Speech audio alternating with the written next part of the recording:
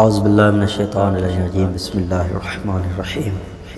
الحمد للہ الذی جعل کمال دینہ وتمام نعمتہ بولایت علی بن ابی طالب علیہ السلام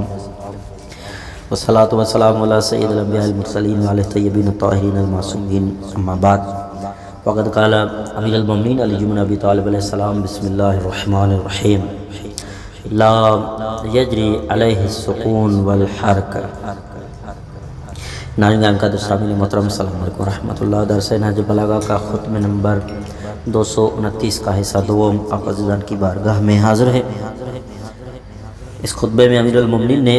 توحید وحدانیت کے عنوان سے چند مطالب بیان کیے ہیں۔ آگے مولا فرماتے ہیں اللہ پر حرکت کرنا اور ٹھہرا رہنا دونوں اثر انداز نہیں ہو سکتے، اور اس پر وہ چیزیں کیسے اثر انداز ہو سکتی ہیں جنہیں اس نے پیدا کیا ہو، اور جس چیز کی ابتدا ہی اس نے کی ہو وہ اس پر کیسے عائد ہو سکتی ہے، اور جن چیزوں کو اس نے پیدا کیا وہ اسی کے اندر کیسے ہو سکتی ہے۔ اگر یہ غلط باتیں مان لی جائیں تو اللہ کی حقیقت میں تبدیلی اور تفاوت بھی ماننا پڑے گا، اور یہ بھی ماننا ہوگا کہ اللہ کے بہت سے اجزاء ہیں اور وہ قابل تجزیہ ہے، اور یہ سب کچھ ماننا اللہ کی ہمیشگی اور دوام بے معنی ہو جائے گا۔ اور اگر اللہ کے لیے پیچھے اور دور کے الفاظ بولے جائیں تو اس کے لیے لفظ آگے اور دہنے بائیں بھی بولنا ہوگا، اور جب نقصان میں کمی لازم آئے تو نقصان پورا کرنے اور تکمیل کے لیے التماس کرنا بھی لازم ہو جائے گا۔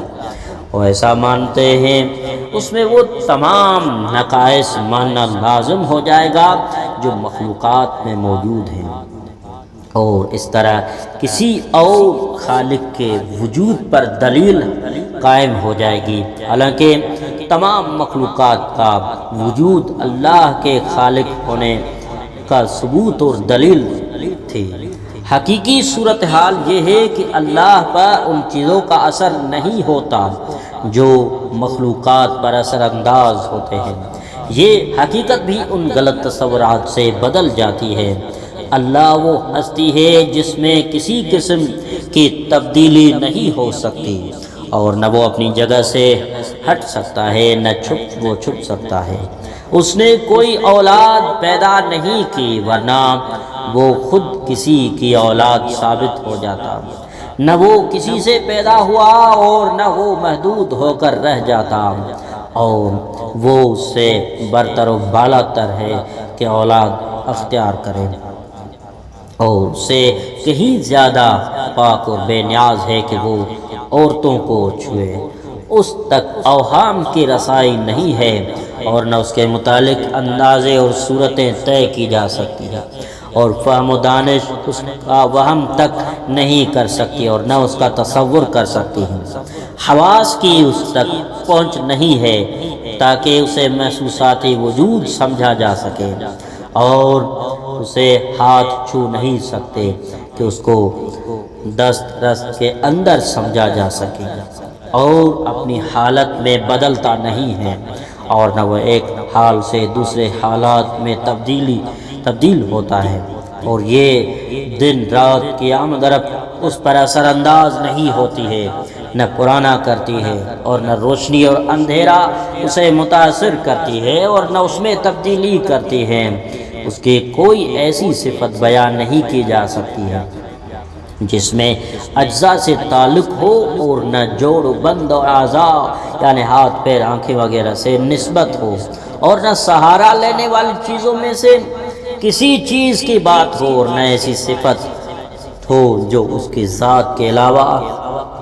غیر ہو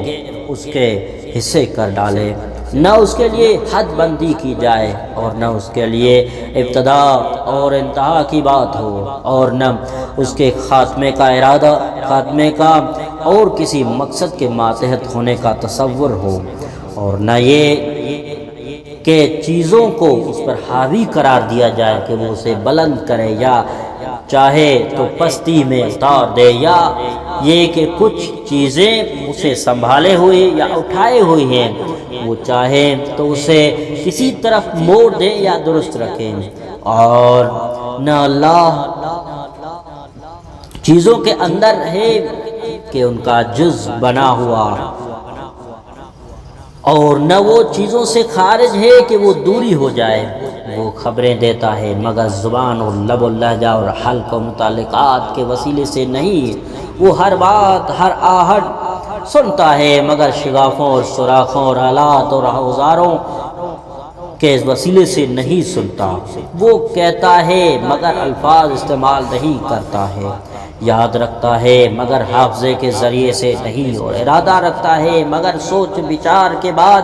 نہیں، وہ محبت بھی کرتا ہے اور راضی بھی ہوتا ہے مگر دل کی نرمی کی وجہ سے نہیں،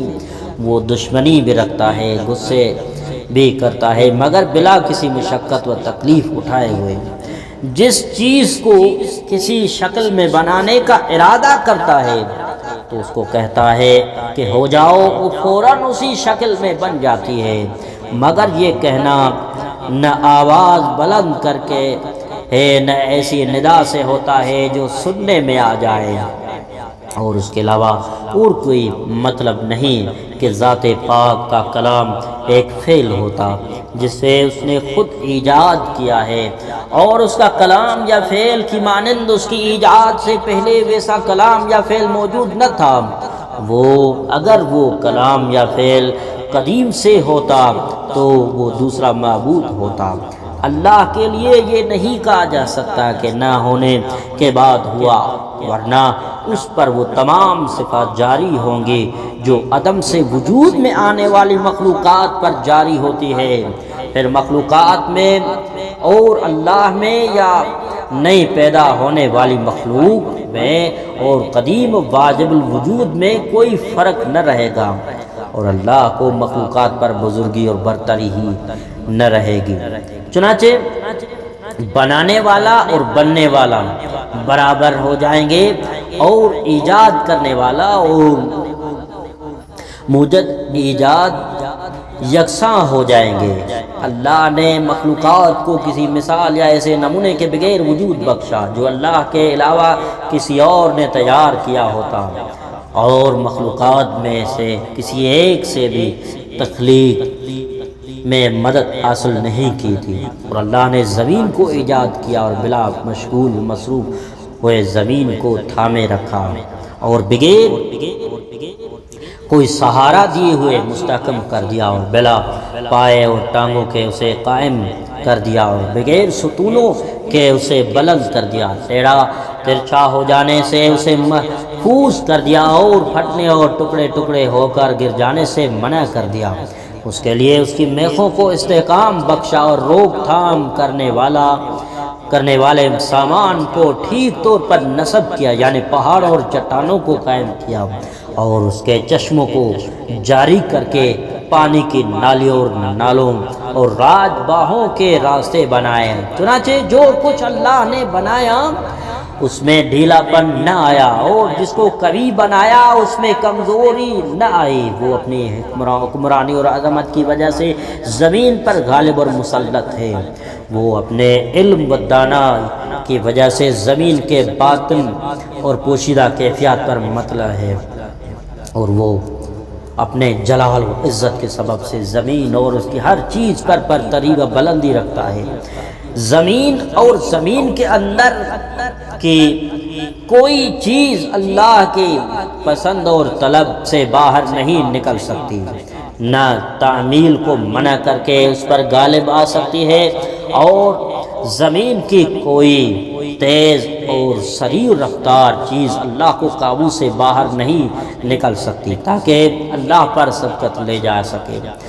اور وہ دنیا کے کسی مالدار کا محتاج نہیں ہے کہ کوئی اسے رزق دیا کرے۔ تمام چیزیں اللہ کے سامنے عاجز اور بے بس ہیں، تو اللہ کی عظمت کے سامنے ہر چیز بے دست وفا و ذلت کی حالت میں ہے۔ کوئی چیز یہ قدرت نہیں رکھتی کہ اس کی سلطنت اور حکمرانی سے بھاگ کر کسی اور کی طرف نکل جائے، اور اس طرح وہ اللہ کی نفع رسانی اور ضرر رسانی کو منع کر کے بے نیاز ہو جائے، اور نہ اللہ کا ہم سر و ہم پلہ کوئی ہے جو برابری کر سکے، اور نہ ہی کوئی اس کا ہم مثل و نظیر ہے جو اس کے مساوی ہو جائے۔ وہی اس دنیا کو اور تمام چیزوں کو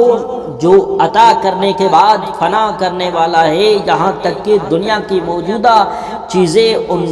چیزوں کی طرح ہو جائیں جو مٹ کر غائب ہو چکی ہیں، اور دنیا کو ایجاد اور پیدا کرنے کے بعد فنا کر دینا اتنا تعجب خیز نہیں ہو سکتا جتنا کہ اسے نیا نیا پیدا کرنا اور ایجاد کرنا تعجب خیز تھا۔ اور یہ کیسے تعجب خیز تھا؟ اس کو یوں سمجھو کہ اگر تمام حیوان جمع ہو جائیں، پرندے بھی اور وحشی جانور بھی، اور رات کو گھروں میں آرام کے لیے آنے والے بھی جمع ہو جائیں، خواہ چراگاہوں میں چرنے والے جانور ہو اور دوسرے تمام قسموں اور جنسوں کے تمام ہی جانور جمع ہو جائیں، اور تمام امتوں کے عقل مند اور موٹی عقل کے لوگ بھی جمع ہو جائیں، اور سب مل کر اگر ایک مچھر پیدا کرنا چاہیں تو وہ سب ایک مچھر پیدا کرنے پر بھی قادر نہ ہو سکیں گے، اور نہ یہ پتہ چل سکے گا کہ مچھر کو ایجاد کرنے کی کون سی راہ یا طریقہ ہو سکتا ہے، اور مچھر کی تخلیق و ایجاد کے علم کے سلسلے میں ان کی عقلیں حیران و سرگردان ہو کر رہ جائیں گے، اور ان کی عقلی و فکری قوتیں عاجز اور ناکارہ ہو کر رہ جائیں گی، اور ناکامی اور نامرادی اور زبون حالی کے ساتھ واپس پلٹ آئیں گے، یہ جانتے ہوئے کہ وہ مغلوب ہے، اور یہ اگر اقرار کرتے ہوئے پلٹیں گے کہ وہ مچھر کی ایجاد سے بھی عاجز ہیں، اور وہ تو مچھر کو فنا کرنے کی قوت بھی نہیں رکھتے ہیں، اور یقیناً اللہ پاک دنیا کو فنا کرنے کے بعد تنہا اکیلا ہوگا، کوئی چیز اس کے ساتھ موجود نہ ہوگی، جیسا کہ وہ دنیا کی ابتدا کرنے سے پہلے تنہا تھا، اسی طرح دنیا کو فنا کرنے کے بعد بھی اکیلا ہوگا، نہ اس کے ساتھ وقت ہوگا، نہ کوئی مکان و جگہ ہوگی، اور نہ کوئی گھڑی ہوگی، نہ زمانہ ہوگا، چنانچہ اس وقت مدتیں اور اوقات مٹ چکی ہوں گی، یہ سن و سال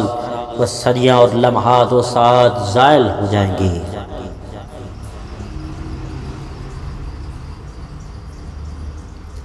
بہرحال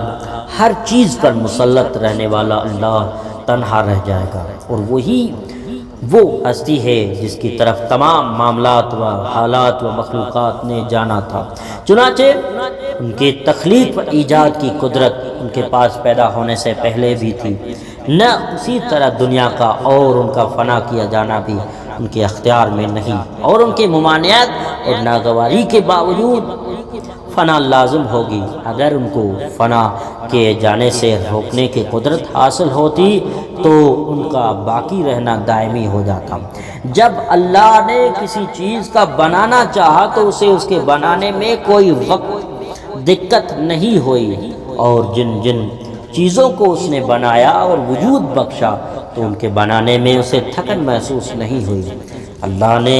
اس کائنات کو اور کائناتی مخلوقات کو اس لیے پیدا نہیں کیا تھا کہ وہ اپنی سلطنت کو بڑھائے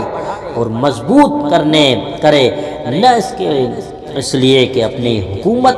کے زوال اور نقصان سے ڈرتا تھا، اور نہ اس لیے کہ اسے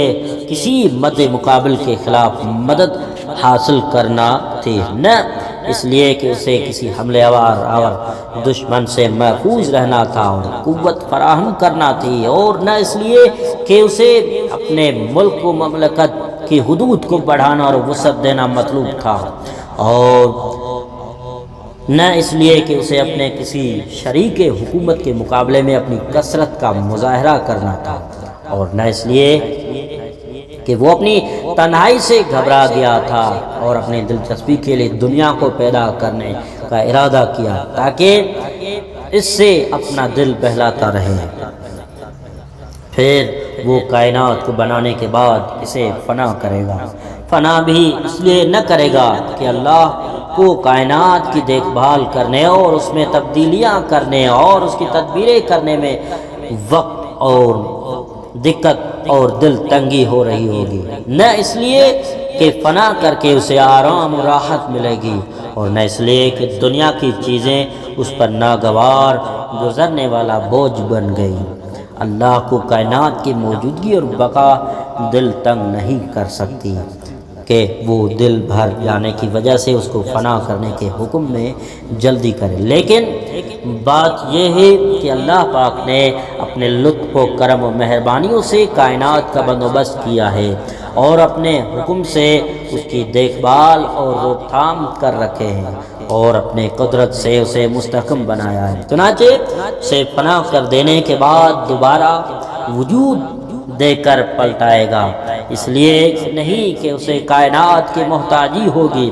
اور نہ اس لیے کہ وہ کائنات کی کسی چیز سے مدد لینا چاہے گا، اور نہ اس لیے کہ وہ وحشت کی حالت کو دلچسپی سے بدلنا چاہے گا، اور نہ اس لیے کہ وہ جہالت اور بے بصیرتی کی